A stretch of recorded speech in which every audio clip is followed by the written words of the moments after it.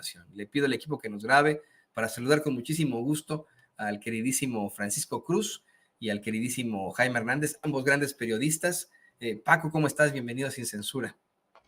Toño, ¿cómo estás? Buenos días, un abrazote y mira cuántos temas hay, y un abrazote para Jaime, que ya lo veo por ahí que está peinándose todavía, poniéndose la corbata, así que un abrazote, Toño y Jaime. Hasta bailando, Jaime. ¿Cómo estás, querido Jaime? Mire, de verdad es que estaba revisando un material por ahí, y han sido nuestra referencia desde hace ya muchos años ustedes dos, y de verdad que, bueno, pues me da mucho gusto de que, como dije, querido Jaime, querido Paco, pues sean ustedes dos pilares de Sin Censura. ¿Cómo estás, Jaime? Good morning, calimeras, buongiorno, guten morning, buenos días, queridos amigos, mi querido Francisco Cruz, el maestro Paco Cruz y el querido Antonio Ruiz, aquí listo para lo que ustedes me digan. Pues, ¿qué les parece que vamos con los temas más calientitos? Esto no tiene ni pie ni cabeza y creo que se tiene que seguir tratando. Ustedes dos han exhibido una y otra vez a un personaje que desafortunadamente los mexicanos hemos tenido que padecer en los principales micrófonos del periodismo en México, y se le puede llamar periodismo, un sujeto que pues cabe en la categoría de este nuevo concepto que se ha venido desarrollando del mediocre privilegiado, un junior, hijo de otro junior, que llega a los medios de comunicación desde la nada y se convierte en un personaje verdaderamente negativo para la verdad y la justicia, al ser el causante de una serie de montajes que incluso han destruido vidas. Hoy, más allá de otra de las exhibidotas que le hace el presidente López Obrador en la mañanera, hoy pues es causa de burla, luego de que este fin de semana su amiga, o bueno, su compañera Penilei Ramírez, se inventara en una columna sin un ápice de rigor periodístico, que el pobrecito Loret de Mola, el pobrecito pseudoperiodista Carlos Loret de Mola, el pobrecito misógino de Víctor Trujillo y la pobrecita plataforma chayoteril de Choque Latinos están siendo investigados por la malvada unidad de inteligencia financiera que ante una especie de determinación del presidente López Obrador, bueno, pues es una unidad de inteligencia financiera que ha investigado a muchas personas durante mucho tiempo y no las ha encontrado en una pizca de nada, o algunos otros sí. Hoy el presidente se burla de Carlos Loret de Mola y dice, yo qué voy a andar pidiendo que investiguen a Loret si es de dominio público, que es un chayotero, ¿no? Y efectivamente lo revisamos al final de esta conversación que tuvimos con el compañero Ricardo Sevilla. Querido Paco, empezamos contigo, de cómo es que pues la gente es la que sabe de quién se trata al hablar de alguien como Carlos Loret de Mola, y bueno, incluyendo en esto a Víctor Trujillo y por supuesto a Penilei Ramírez. ¿Qué opinas, Paco? Toño, mira, el problema, Toño, Jaime no me dejará mentir, si me deja que nos condenen a los dos, pero el problema es, como en el artículo de Penilei, es que está ocultando, olvidando o definitivamente le ignora la historia de corrupción en el periodismo de este país, y en el caso de Carlos Loret de Mola, incluso la corrupción de quienes financian ese portal, de la gobernadora de Chihuahua, Roberto Madrazo, un exgobernador de Michoacán. La historia de este país, del periodismo, llamémoslo así, en la corrupción es riquísima. Hemos tenido periodistas corruptos abiertamente, famosísimos, muy conocido. Víctor Payán, mira, que debe recordarlo muy bien Jaime, Víctor Payán, que fue jefe de prensa de Arturo el Negro Durazo Moreno. Era coronel, lo hizo coronel para llevarlo a la policía. Yo recuerdo, se iba de la policía a escribir sus columnas Excelsior después de haber recibido chayos, en serio. Era el jefe de prensa de Arturo Durazo Moreno. Carlos de Negri, que vendía silencios. Yo recuerdo, yo lo he platicado, la única advertencia que me hizo mi papá cuando yo le dije que quería ser periodista, y me dijo, cuidado y te veo con Carlos de Negri, o con Jacobo Zabludovsky, con Mario Munguía, mira, que tenía una columna. Mario Munguía pudo ser sardónico, pudo ser lo que sea, pero era un corrupto de primera, y era un columnista que tú ibas y le decías, quiero empleo, y te daba y te buscaba empleo en la policía, a donde él quisiera. Sí, lo mismo Sabludovsky, Joaquín López Dóriga, hay que ver cómo lo rescata la familia López Portillo, Beatriz Pajés, hablando entre viejos y nuevos, Raimundo Rivapalacio, Ricardo Alemán, Enrique Krause, y llego a Carlos Loret de Mola. ¿Recuerdas que hace unos años, no el presidente, en realidad le entregó la lista al INAI, y alguien en el INAI filtró la lista de 36 periodistas, incluido Loret, incluido Ricardo Alemán, incluido Rivapalacio, que recibieron nada más entre 2013 y 2018 1,081 millones de pesos? Es decir, Penilei está ignorando toda la historia de este país para defender a quien un sinvergüenza que, yo insisto, hace años Loret debió estar en la cárcel, y todo eso lo está ignorando Penilei Ramírez, que la verdad, te digo, para mí, yo digo, este hombre debía estar en la cárcel no solo por las tranzas en Latinus, que esa es una otra cosa, debía estar en la cárcel porque permitió la tortura en vivo en aquel montaje de Florence Cassés e Israel Vallarta. Este hombre es un sinvergüenza, nieto de un asesino, nieto de un tipo que fue gobernador en Yucatán y que fue asesino, que saqueó Yucatán. Es decir, Penilei de pronto está ignorando toda la historia de la corrupción del periodismo en este país, está ignorando la historia de Roberto Madrazo Pintado, es decir, está ignorando todo como si fuéramos unos lerdos, como si fuéramos unos estúpidos. Eso está haciendo Penilei Ramírez. Está tratando de darnos clases de algo que nosotros conocemos desde adentro. Loret, además, no socio de Genaro García Luna, lo mismo que Raimundo Rivapalacio.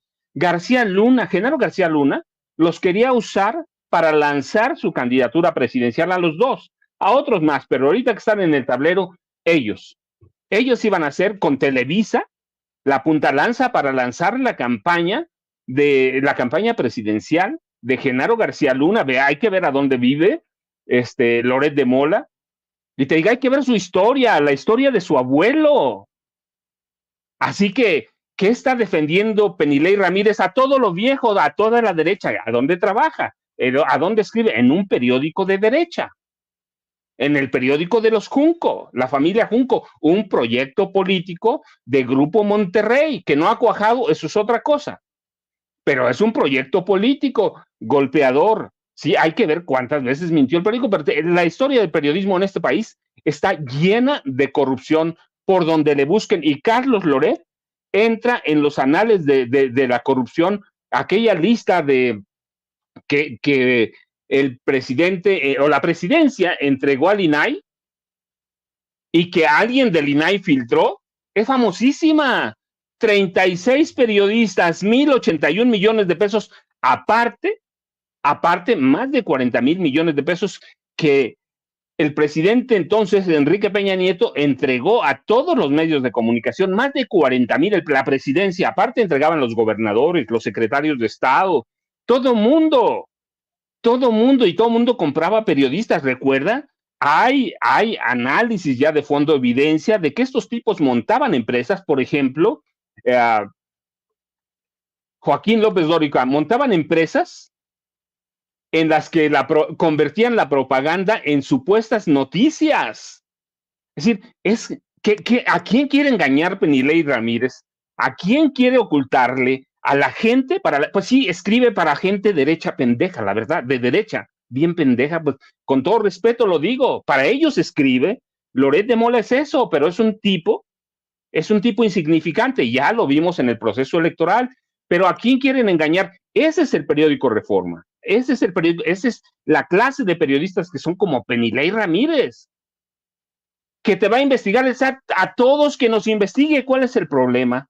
Si no tienes nada, si no debes nada, nada más hay que, pues ahí están las finanzas abiertas. Mira, ¿a quién le tenemos miedo? Al SAT. Y tú ya lo dijiste, hay que ver en Estados Unidos si el IRS o ISR te perdona algo, y si no te interviene periódicos, televisoras, a lo que sea. La historia de corrupción la podemos ver a través de ¿quién? De Ricardo Benjamín Salinas Pliego. Sí, es una historia riquísima en corrupción del periodismo y de los periodistas. de los magnates, de los dueños de los medios, sí, como de los periodistas. ¿Con qué va a tapar Penilei el sol con un dedo? ¿Con qué o con cuál dedo? Le van a hacer falta como millones de manos para tratar para ocultar la corrupción de Loret, de Roberto Madrazo, de Silvano Aureoles, de la gobernadora de Chihuahua que financia a este tipo de periodistas. Sí, es una locura defender a un tipo que es indefendible, pero tienen sus intereses, y ahí vamos a tener esa prensa por mucho tiempo, que no se va a ir. Periodistas como Loret, periodistas como Penilei, que puede ser buena lo que tú quieras, pero ahorita está defendiendo lo indefendible, está defendiendo un tipo, yo insisto, lo voy a decir cada que me refiera a Carlos Loret, un tipo sinvergüenza que debe estar en la cárcel porque permitió en su noticiero la tortura en vivo, porque permitió un montaje, porque es cómplice de montaje, no de uno, de varios. Hay que ver el colegio Rebsamen. Si eres un tipo que está acostumbrado, mira, Jaime conoce historias de él que son buenísimas y sabrosísimas. Así que, ¿qué está defendiendo Penilei? Está defendiendo a un sinvergüenza, pero dicen entre sinvergüenzas te defenderás, ¿no? Entre ellos te veas. Así que yo digo, hay que tener mucho cuidado, Toño, pero la historia de este país, a partir de 1946 hablo, está llena de periodistas corruptos. Es que, mira, quisiera decir, Paco, querido Jaime, querido público consentidor, que nosotros, aquí el público consentidor, no nosotros, el público consentidor de Sin Censura y los mexicanos en lo general están iluminados, pero hay personas que siguen creyendo en Penilei Ramírez, en Carlos Loret de Mola. Le pido al equipo que nos grabe. Querido Jaime, te quiero compartir a ti y a Paco, pero el público consentidor, que recientemente estuve platicando con un amigo de la preparatoria y toda la información que él me planteaba, que él me cuestionaba y etcétera, venía de Latinos. Y las fuentes que él tenía de lo que él me... Pues él se dedica a la ingeniería y vete a saber, ¿no? Y él pues permanece en la clase media alta, más o menos, ¿no? Y ese era el planteamiento, ¿no? Tweets de Loretito, notas de Latinos. Me ha pasado lo mismo con muchas personas de ese grupo socioeconómico que efectivamente siguen escuchando a alguien como Carlos Loret de Mola y que leyeron la columna de Penilei Ramírez y seguramente se santiguaron. Dijeron, ¡ay, Dios bendito, pobrecito de Latinos, pobrecito de Loretito, y etcétera! Efectivamente, para nosotros, para ti, Jaime, para ti, Paco, para el público consentidor de Sin Censura, pues es otra raya del tigre, otra raya de este personaje mejor conocido como los montajes, pero hay mucha gente que le sigue creyendo a él, que le sigue creyendo a una Penilei Ramírez que carece de algún tipo de argumentación periodística, de rigor periodístico, y en esas pues siguen basando su gran éxito en algunos medios de comunicación corporativos. Bien lo mencionaba Paco, tú eres uno de los primeros que documentó uno de los montajes de Carlos Loret de Mola cuando, estando con él en Afganistán, solamente un mes que estuvo, nos cuentas, viste cómo es que le pagó a un tanque de la era soviética para que pudiera hacer su stand, ¿no? Enfrente de la cámara. Pero, pues, hoy queda la pregunta, ¿tendremos ese periodismo corrupto para rato? ¿Seguirá ese pues, paradigma que es Carlos Loret de Mola al frente de nuestros micrófonos? ¿Habrá un cambio? ¿En algún momento enfrentará las consecuencias de sus actos como exige el querido Paco Cruz? ¿Qué opinas de esto, Jaime? Yo creo que es interesante lo que está pasando, porque en muchos sentidos Carlos Loret de Mola encarna lo que bien, a mí me encanta cómo hizo el planteamiento el maestro Paco Cruz, porque a veces yo tengo la impresión, escuchando a Paco Cruz, que suelta verdades como puños, ¿no? Y es que es cierto, tanto él como yo pertenecemos a una generación en la que no fuimos ajenos y en muchos sentidos a veces víctimas, a veces realmente nos costó mucho trabajo avanzar a contrapelo de un tipo de periodismo corrupto, vendido, criminal, ¿no?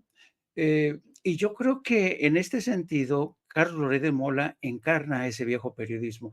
Y es irónico, ¿no? Es paradójico que un periodista que es mucho más joven que nosotros, que Paco y yo, precisamente sea el epítome de ese periodismo tramposo, marrullero, ¿no? Pero es interesante que ahora, porque ayer fue Penilei Ramírez, ¿no? Con su columna, pero la semana pasada fue Raimundo Rivapalacio, quien salió en defensa de Loret de Mola y acusando precisamente al gobierno de López Obrador de ir en contra.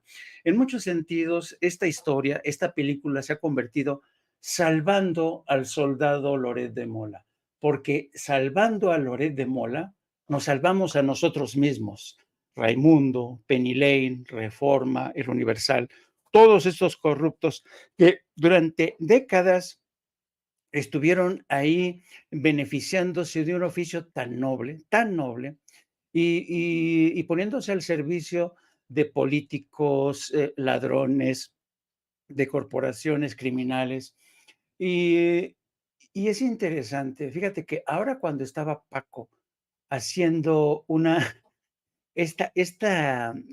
los nombres de los horribles, como les digo yo, cuando habla de Víctor Payán, cuando habla, y yo pongo Fernando Meraz, Víctor Payán, Enrique Lubet, Raimundo Riva Palacio, todos estos, ten en cuenta que yo formé parte de la redacción del viejo Excelsior, en la que tú entrabas a los baños de Excelsior y veías cómo un Fernando Meraz estaba poniéndose cocaína en los baños, o un Víctor Payán estaba con él.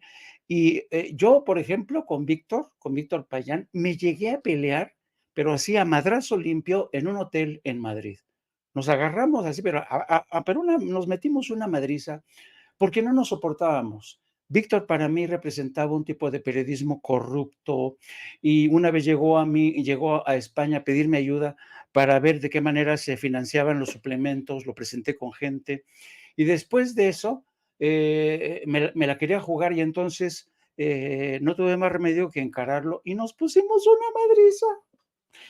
Hasta que no fueron a separarnos de la administración del hotel, y estaba también un amigo que nos separó. Pero a donde voy es que durante mucho tiempo yo tuve que convivir y lidiar con un tipo de periodismo criminal, ¿no? Luego me llega este muchacho en Afganistán, cuando yo estaba de enviado especial, ya llevaba varios meses, tenía un principio de neumonía, se habían muerto varios colegas. Llega este payaso de Loret de Mola para que le echemos la mano, le ayudamos a llegar a las faldas de Tora Bora porque era el último tramo de la cobertura. Y resulta que el tipo nada más llegar ahí a las faldas de Tora Bora después de un periplo, porque llegó muerto de miedo, era su primera cobertura y nosotros lo apoyamos. Me refiero al grupo de periodistas que íbamos todos los días desde el poblado de Yalalabad hasta las faldas de Tora Bora.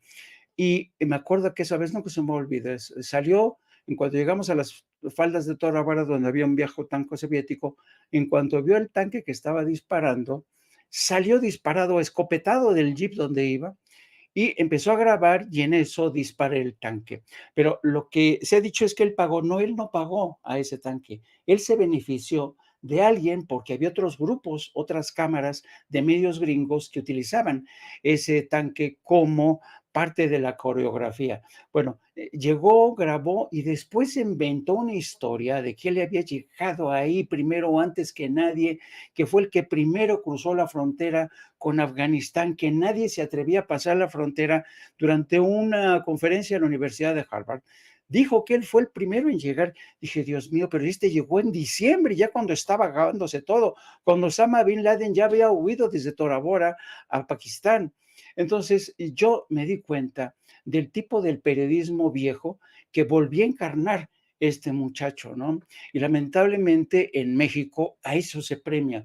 Yo era enviado del Universal, que les hice una cobertura a tumba abierta de ese conflicto. Y cuando regreso a México 30 años después, me encuentro con que es columnista del Universal. Es decir, porque ya tenía un padrino político, Genaro García Luna, que lo apadrinaba. Carlos Loret de Mola siempre fue apadrinado de mucha gente con mucho poder, por eso tiene una columna universal. Ha habido el manejo de muchísimos recursos. Raimundo Rivapalacio defendiendo a Loret de Mola. Penny Lane, que ya sabemos que es la amanuense del señor Pardinas. Juan Pardinas, que cooperó, que fue parte del operativo que impulsó a Xóchitl Gálvez. Entonces, cuando tú vienes de una era de los horribles, de los ladrones, de los criminales, que eran reporteros al servicio de los cárteles de la droga, desde hace mucho tiempo, porque no es que sea nuevo el vínculo de los periodistas con los cárteles de la droga. Desde que yo era reportero en Excelsior, te estoy hablando desde hace más de 40, casi 50 años, ya había una alianza entre los cárteles y algunos reporteros, o el crimen organizado, como era el caso de Víctor Payán, porque Arturo el Negro de Razo estaba al frente de una organización criminal como jefe de la policía del departamento en aquel entonces del Distrito Federal. ¿Y qué decir de este grupo de Joaquín López Dóriga, donde también circulaba alegremente la cocaína, donde circulaban alegremente los chayos, ¿no? Fue un enriquecimiento brutal y además Joaquín nunca lo ha negado. Yo cuántas veces, me acuerdo que que hemos contado, en una gira papal de regreso, acababan de publicar un libro en donde decían cuánto se metía Joaquín López Dóriga. Le digo, y ya de regreso a Roma me lo encuentro. Le digo, mira lo que dicen, que lo que te metes. Me dice, a ver, préstamelo. Dice, no, hombre, yo me meto mucho más. Era ese tipo de periodistas cínicos, ladrones, y son este tipo de periodistas que han pervivido en México. Hace poco yo conversaba con un periodista amigo y me decía, no, Jaime, tú lo tuviste fácil, porque tú te fuiste al extranjero, fuiste corresponsal en el extranjero, pero los que nos quedamos en México, a veces nos moríamos de hambre. Y cuando llegabas tú al Senado o a la Cámara de Diputados, un Carlos Ferreira, que era el jefe de prensa ahí en el Senado, te decía, ¿vas a pasar por el Chayo o no vas a pasar por el Chayo? Y dices, no teníamos más remedio que pasar por el Chayo.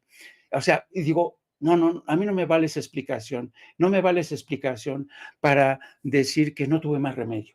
Y hay prueba de esto. Ahí están personajes como Francisco Cruz, que soportó, porque Francisco Cruz, yo por eso lo admiro tanto, porque él vivió la misma etapa que yo. Sí, yo estuve en el extranjero, y Paco también estuvo saliendo y entrando, y él conoce bien esa cultura de la tan perniciosa, tan corrosiva del periodismo corrupto.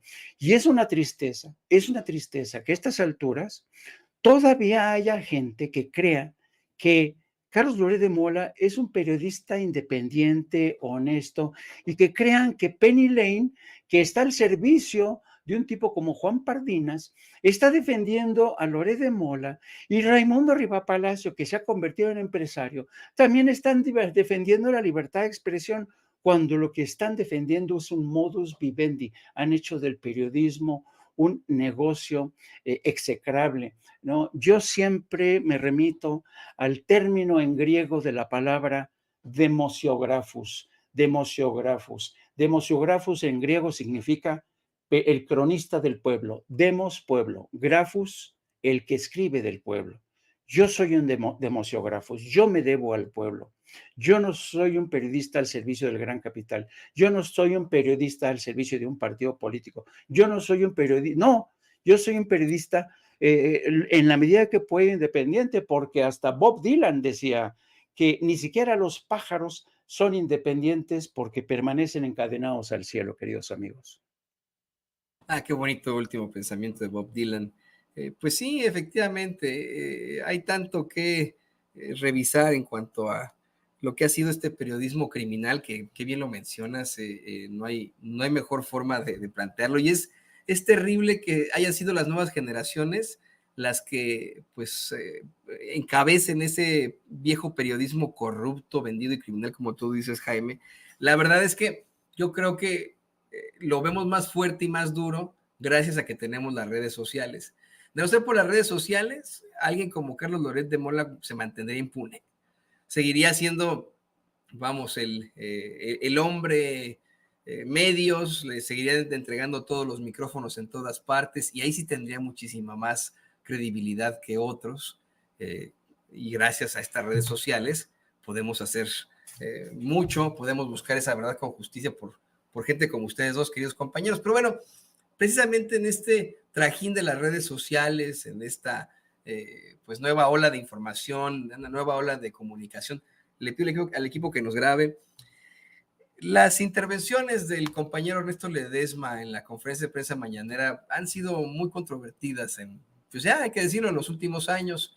Se trata siempre de encontronazos con el presidente López Obrador, hasta cierto punto, hay que decirlo, ¿no? Agarrones en los que tenemos a un Ernesto Ledesma con más argumentos efectivamente que una Dalila Escobar, que una Reinaide Ramírez, que una, ¿cómo se llama esta?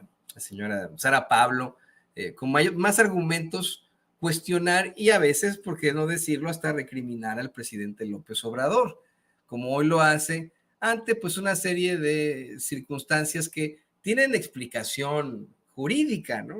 Yo lo comentaba desde hace rato, querido Paco, esto que le recrimina a Ledesma al presidente López Obrador, de que cómo es posible que los militares que han sido liberados y que han estado vinculados al caso Ayotzinapa fueron representados por un abogado del ejército. Bueno, pues eso está en la ley, eso es mero protocolo, ¿no? No es que el presidente López Obrador haya dicho, a ver, necesito que a este militar le pongan al mejor abogado de la defensa. Pues no, eso no es así, esa es la realidad. Pero se convierte en un diálogo muy interesante ahí en la mañanera y creo, en mi opinión, queda exhibido que existe absolutamente la libertad de expresión como para que un compañero pueda hacer planteamientos y acusaciones tan fuertes frente a un presidente como antes evidentemente no ocurría. ¿Qué opinas de esto, Paco? Mira, Toño, creo que la cuestión, más allá de que hay libertad de expresión y que cualquier periodista, cualquiera, ¿sí? Si yo estoy seguro que si alguno de esos grandes que parecen más, bueno, Jorge Ramos ha estado allí, quieren ir, los van a recibir. Sé que a Loret no, porque el presidente lo ha dicho, pero sé que si algunos periodistas de los vendidos, pero medianamente serios, si es que tienen seriedad, quieren reclamar algo, pueden ir. Recuerdo, te digo, bueno, no solo Jorge Ramos, han ido otros y el presidente los va a recibir. El problema que de pronto los periodistas hemos tratado de hacer gestores para solucionar problemas. Yo no lo dije hoy, no lo dije ayer, lo dije en 2016, salió uno de mis libros que se llama La guerra que nos oculta, Antonio. Ya le iba a hacer a segunda Xochitl Gálvez, iba a ser un Xochitl Gálvez. La guerra que nos ocultan, desde entonces dije, para hablar del caso Ayotzinapa hay que estar bien enterado sobre ese caso, hay que haberlo vivido, hay que conocer los documentos, hay que entender lo que está pasando. Y hace más o menos como un año y medio, en una charla en Sin Censura, dije así, me recuerdo, no textual, pero dije así, me preguntó Vicente si estaba por resolverse el caso Ayotzinapa y dije, estamos a 1000 años luz de resolver el caso Ayotzinapa. Cuando tú quieres ser gestor, entiendes lo que quieres. El problema con el caso Ayotzinapa es que mientras tengamos a la Suprema Corte que tenemos, encabezada hoy por una ministra impuesta por Enrique Peña Nieto, ese caso no se va a resolver jamás en la vida. Ningún juez, ningún magistrado, ningún ministro va a poder pasar nada. ¿Por qué? Porque hay una protección abierta contra todo el equipo de Peña Nieto. Si uno va a decir que es el ejército, hay que documentarlo. Yo en la guerra que nos ocultan digo, tales militares estaban presentes en tal y tal lado, nombre y apellido, porque ahí está el libro que no me puede dejar mentir. Tales militares estaban en el C4, tales militares dieron seguimiento, el operativo fue tal, así se hizo. Pero no se va a resolver el caso, ¿por qué?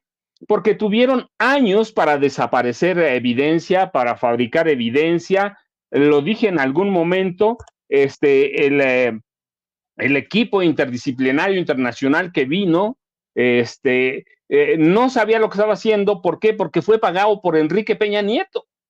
Les dieron $2 millones y dejaron que ellos guiaran la investigación. Así que allí se perdió un tiempo precioso. ¿Por qué? Porque los investigadores internacionales pues fueron siguiendo las pistas que les fueron tendiendo. ¿Quién? El equipo de Enrique Peña Nieto. Así que, mira, ¿hay militares involucrados abiertamente? Sí, claro que hay. ¿Lo sabía Peña Nieto? Abiertamente que sí lo sabía. Lo sabía el secretario de Defensa, Cienfuegos, abiertamente lo sabía. Y yo lo que digo en mi libro, La guerra que nos ocultan, es que hay una conspiración de silencio. Publico documentos de Telmex abiertamente, que ubican los teléfonos de los estudiantes adentro del campo militar número 2, en Lomas de Sotelo, a donde está la inteligencia militar. Llamadas de esos teléfonos cuando los estudiantes ya tenían meses desaparecidos. Llamadas de esos celulares entre la inteligencia del ejército y el CISEN. ¿Cómo puede ser eso si ya estaban desaparecidos los estudiantes? Porque los soldados, la inteligencia militar lo tiene. El problema no es solo que decirlo, sino que te metes a gestor de un problema que no tiene solución de momento. No la tiene. ¿Por qué? Porque hay que documentarla, hay que conocerla. Y los periodistas no podemos, yo sé que muchos lo hacen, lo hemos visto en la mañanera, gestores no de Ayotzinapa, del problema que sea, y a mí digo, está muy bien.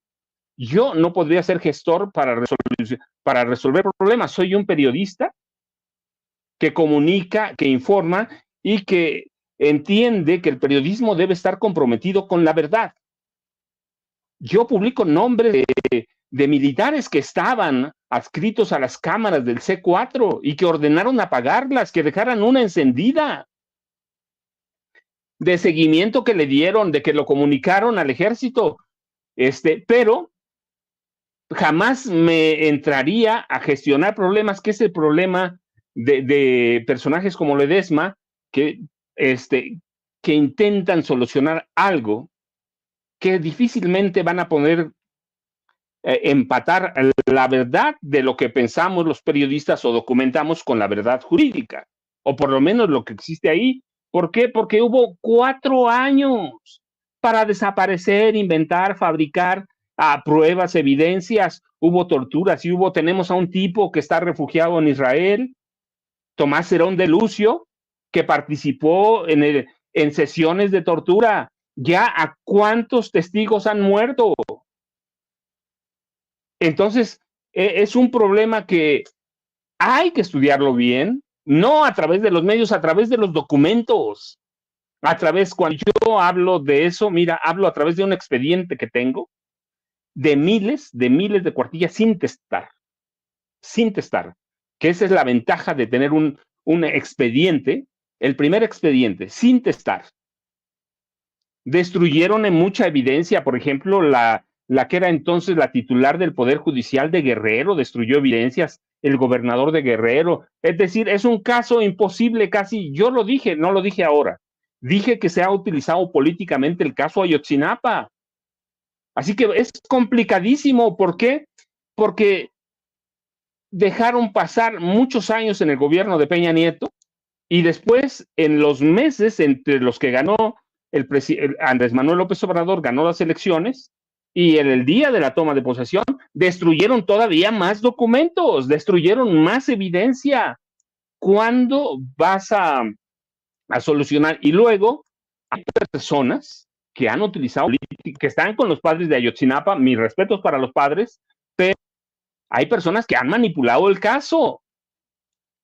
No tiene el ejército. Yo supongo que el general secretario tiene voluntad. No es solo el general secretario, hay que entender cómo opera el gobierno, el ejército mexicano, con todos sus generalatos, con toda su oficialidad. También es una especie de hermandad, es una especie de mafia militar que tiene que ir cambiando poco a poco. Vamos a conocer la verdad sobre el caso de Ayotzinapa, quizá muchos años después. No hemos podido conocer el 68, no hemos podido conocer el 71.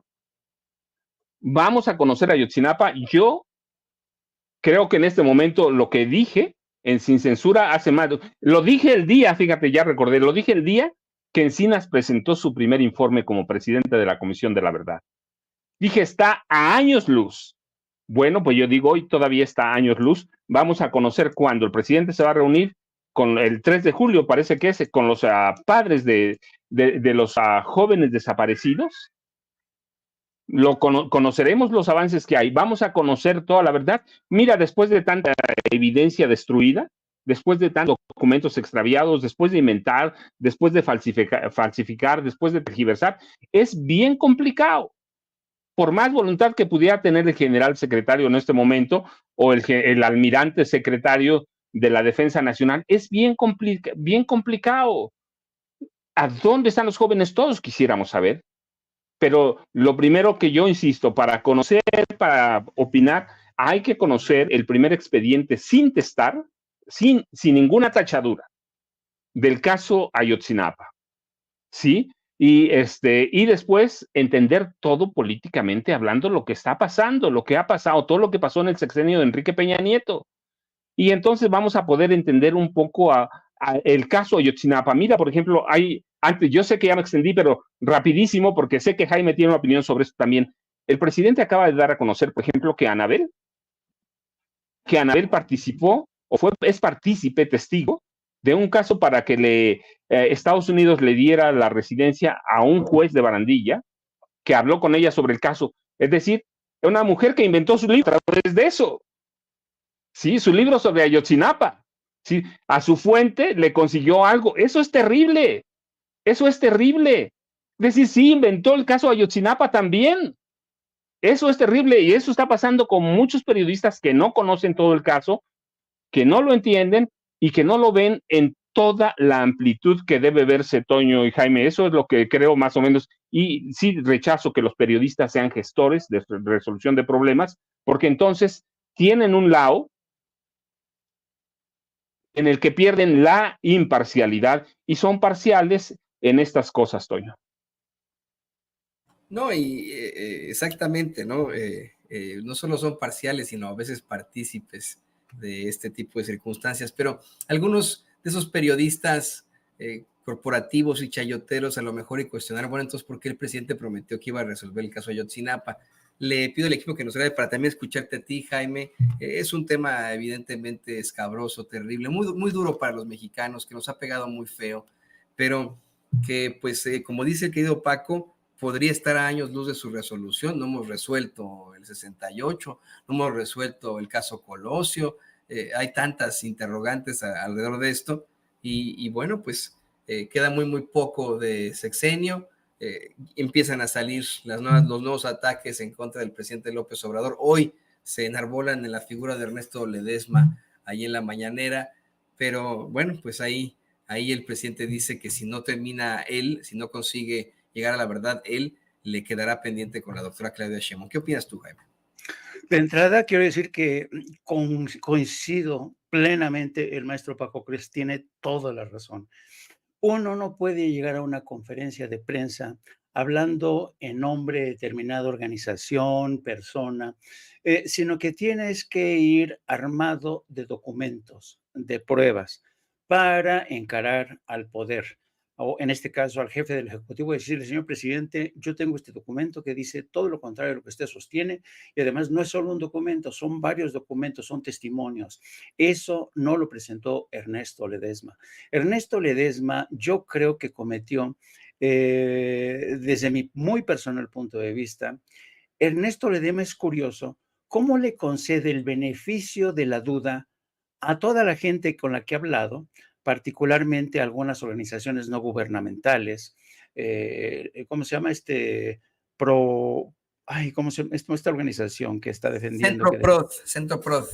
El Centro PROD. Prefiere concederle el beneficio de la duda al Centro PROD, a sus dirigentes, que al presidente de la República, que a mí no me cabe duda que Andrés Manuel está haciendo un esfuerzo sincero, honesto. Lo que es más, tan honesto que dijo, si después de revisar todo descubro que ha habido alguna participación de algunos militares, voy a pedir su encauzamiento.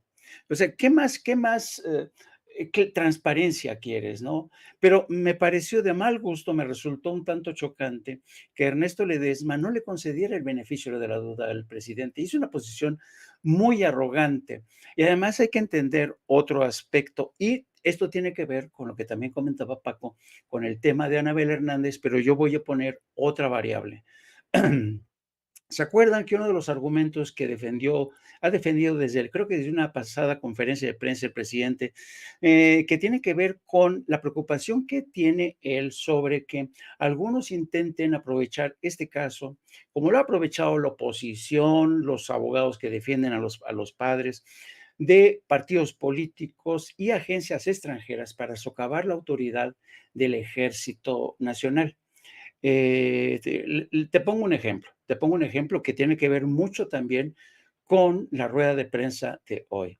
Una reportera le preguntó al presidente una nota que publicó el Universal, refiriéndose a una nota que más bien es un comentario editorial de Mike Pompeo que publica The Wall Street Journal la semana pasada. Y en ese comentario editorial de Mike Pompeo le dice que el peligroso legado radical de Andrés Manuel López Obrador. Ese es el titular de su comentario y dice que el hecho de que esté impulsando una reforma en el aparato de justicia es muy peligroso porque atenta contra los intereses de Estados Unidos, atenta contra, y además que esto puede beneficiar solamente al crimen organizado. Lo que no dice el señor Mike Pompeo es que el pasado 11 de junio, es decir, apenas ayer, el señor se unió a una empresa muy poderosa que es una empresa multinacional que tiene entre sus objetivos impulsar fábricas para el procesamiento de chips, ¿no? ¿Qué utilizan los chips? Utilizan litio, ¿entiendes? También él formó parte de una empresa multinacional petrolera. Mike Pompeo fue director de la CIA, fue jefe del Departamento de Estado. Y en una conferencia que a mí no se me olvida, Mike Pompeo dijo, en la CIA nosotros robamos, mentimos, estafamos. Y lo dijo con una sonrisa de oreja a oreja. Que este hombre que fue director de la CIA, que este hombre que fue jefe del Departamento de Estado, y que este hombre que dice que de la CIA mienten, engañan, falsean información, estafan, diga que la reforma del aparato de justicia le va a beneficiar, le va a hacer el caldo gordo a los crímenes, a las organizaciones criminales, te dice mucho de las ganas de desestabilizar a este gobierno. Por tanto, yo creo que sí, efectivamente, hay una campaña para socavar la autoridad de Andrés Manuel López Obrador, del ejército mexicano. Hay una serie de exdiplomáticos, pongo, por ejemplo, Roberta Jacobson, que fue embajadora de Estados Unidos en México, ha creado su propia firma de cabilderos que su interés es ver de qué manera firmas, intereses de Estados Unidos pueden proyectarse en América Latina, México en particular. Entonces, estamos ahora mismo ante casos como es de Ayotzinapa, que sí implican una tragedia, un crimen de Estado que nos importa a todos los mexicanos, ¿no? Pero cuando llega un periodista a la conferencia de mañanera y pone en tela de juicio la veracidad y buena voluntad del presidente, no solamente le está haciendo el caldo gordo a la derecha, sino también a organizaciones, agencias extranjeras que ya entendieron que socavando la autoridad del ejército y del presidente les viene fantástico a ellos.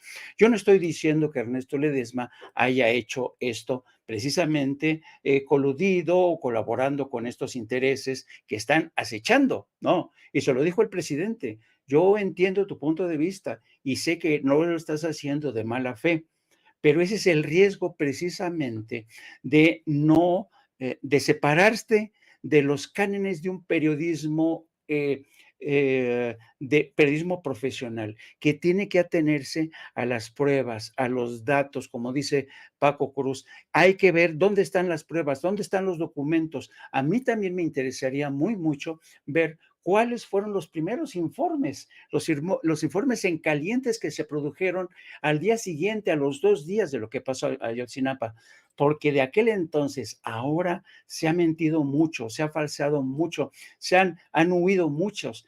Tomás Herón, que sigue en Israel, cómo se coludió con un reportero del New York Times para filtrarle al New York Times la grabación que le hicieron al señor, ¿cómo se llama? El subsecretario de Gobernación, Alejandro Encinas. ¿Cómo se coludieron para grabar a Alejandro Encinas cuando fue a visitar a Tomás Herón y cómo esa grabación fue a terminar a manos del reportero y corresponsal del New York Times en Jerusalén? Es decir, aquí hay muchas cosas en juego, aquí hay muchas cosas de fondo. Yo coincido que este tema de Ayotzinapa vamos a tardar todavía mucho tiempo en ver qué es lo que hay detrás, Pero, ¿sabes qué? Hasta cierto punto siento la tranquilidad de que el presidente ha puesto un empeño personal en ver personalmente dónde lleva este hilo conductor, quiénes mintieron, por qué los de organizaciones no gubernamentales celebraron la liberación de más de 80 prisioneros, algunos de los cuales sí que habían participado en la tortura de algunos de los muchachos. Así es que yo creo que en principio, habría que darle el beneficio de la duda al presidente y lamento mucho que Ernesto Ledesma se haya dejado llevar quizá por un afán de protagonismo ante los reflectores para pasar como un reportero duro, pero si hubiera sido un reportero duro y profesional y serio, hubiera llevado los pelos de la burra en la mano. Exactamente, las pruebas, el rigor periodístico, que es lo único que se pide, pero tienes toda la razón, no había yo explorado la posibilidad de que, pues a lo mejor como a Anabel Hernández le ganó el ego, ese ego que destruye personalidades muy importantes, muy capaces, ese amor así, esa egolatría terrible, ¿no? Pero bueno, ahí está esto que ocurre, concuerdo con ustedes dos. Me parece que todavía faltará un poco para saber, no un poco, mucho para saber qué pasó con nuestros jóvenes, aunque para mí pues sigue esa esperanza de que sean hallados y que sus familiares pues puedan dar cierre a este horrendo episodio de sus vidas. Y queridos compañeros, yo les quiero agradecer por estos análisis tan contundentes, tan interesantes aquí en Sin Censura, y bueno, pues pedirles que por favor nos comenten, también nos den a conocer sus redes sociales. Estábamos contigo, Jaime, por favor, danos tus redes sociales y háblanos de No Apto para Cínicos. Pues precisamente ya acá, poco más de en 1 hora y cuarto más o menos vamos a estar en No Apto para Cínicos, donde vamos a hablar precisamente de este tema de Mike Pompeo, cómo el 11 de junio se unió a una firma internacional para dedicarse a la empresa en ultramar. Le interesa mucho y efectivamente la producción de microchips. Tiene en México, ya saben que hay una batalla ahora mismo por los microchips. Taiwán es el principal productor, le sigue China, pero hay un gran interés de muchas empresas de Estados Unidos por apostar por la producción de microchips que son el futuro de la robótica, de la inteligencia artificial. Entonces, en ese contexto hay que ver las declaraciones de Mike Pompeo y les pido que nos sigan, entramos a las 14 horas y les pido que nos sigan a través de nuestras redes sociales, @Jaime Jorna. Le mando un abrazo eterno, muy afectuoso a mi querido Paco Cruz, a quien admiro. Nunca me he cansado de decir cuánto admiro a Paco Cruz. Y a ti, Toñito, también. Te mando un abrazote. Muchas gracias, querido Jaime. Ahí tiene usted al periodista y corresponsal de guerra, Jaime Hernández. Paco, también, por favor, compártenos tus redes sociales para que la gente se ponga en contacto contigo. Toño, pues yo, antes de que las comparta, mire, sí, de veras, ese tema de Mike Pompeo que va a tratar al rato Jaime Hernández en No Apto para Cínico, hay que seguirle. Mike Pompeo es un personaje que al que vale la pena seguir, conocerlo, y seguramente Jaime nos va a confiar, así que al rato te seguiré, Jaime. Te dejo un abrazote igual, ya sabes, a ti también, Toño, la estima es igual. Y yo, @Paco Cruz Jiménez en X, antes Twitter, Francisco Cruz Jiménez Facebook. Y muchas gracias, nos vemos mañana, Toño. Jaime, pásenle bien, por favor. Un cariño que también les profeso muchísimo, y tiene usted también al escritor y periodista, al queridísimo Francisco Cruz. Paco, aquí en Sin Censura. Muchas gracias, compañeros. Y bueno, pues le pido al